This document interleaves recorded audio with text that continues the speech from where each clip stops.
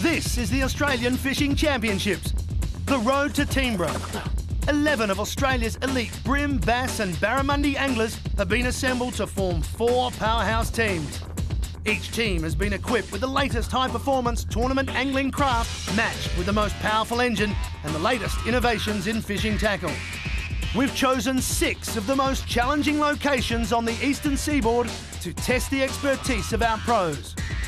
Foster, the oyster capital of Australia. The unspoiled waterways of Nambucca Heads. Majestic Mondrian Dam just north of Bundaberg. An old AFC favourite, picturesque Kania Dam. And Awunga Dam, home to some of the biggest barramundi in Australia. Our final destination and the location where our champions will be crowned is the mighty Toowoomba Dam. Here, warm, tranquil waters provide an ideal environment for huge barramundi in excess of a metre.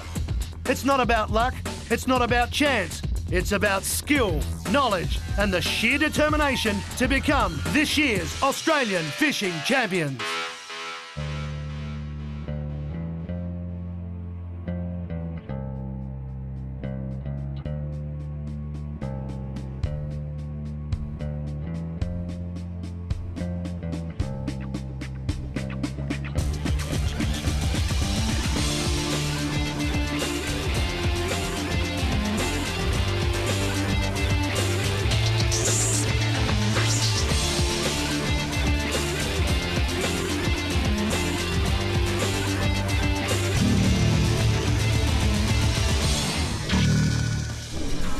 Hi, I'm Steve Starling and welcome to the lovely Nambucca River on the Banana Coast of northern New South Wales for round 2 of the Australian Fishing Championships, the road to Toowoomba. I'm here with MotoGP legend Daryl Beattie. Daryl, our first round down at Foster would have to go down as one of the toughest ever. Oh yes, Starling. It wasn't just the weather that was unkind, it was those big brim that Foster is so renowned for. They were elusive all day, and wasn't it great to see our pros having to travel all the way up to those weed beds just to find 5 healthy fish for the weigh-in.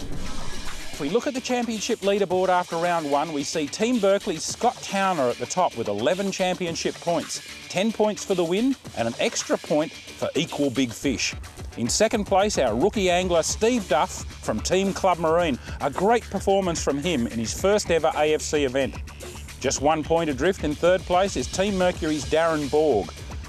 Coming last is former AFC champion Tim the Brim Morgan with only 3 points.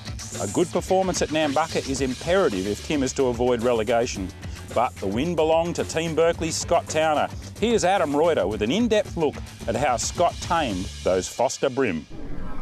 Thanks, Starlo. Look, the fishing was tough, but Scotty responded well to the challenge with an early change of tactics to leave his beloved racks and fish the less fished, shallow, weedy bays. This decision to move was critical and shows just how important it is to adapt your fishing style to the actual competition conditions. He could have stayed in the leases and struggled for a couple more fish, but his gut instinct told him to change his game plan, a risky move that paid off. He used a Berkeley Gulp Alive 3-inch minnow in the racks and a shallow diving chubby jackal on the flats. This combination of lure choice and the tactical changes paid off to the tune of his first ever AFC win and confirmed his status as the #1 brim angler in the country. Now, I had a chat with Scotty after each pre-fish. He caught a staggering 50 fish, so he could be our favourite here today. But there are 3 other anglers competing, so let's hear how they all plan to tackle the mighty Nambucca River. Oh yeah. Yesterday's pre-fish on the Nambucca River here was the second day I ever fished it. It's a beautiful river, there's lots of different structure, lots of fish here. The secret's going to be to find those big ones. My pre-fish yesterday was an absolute disaster. I did not find any good fish.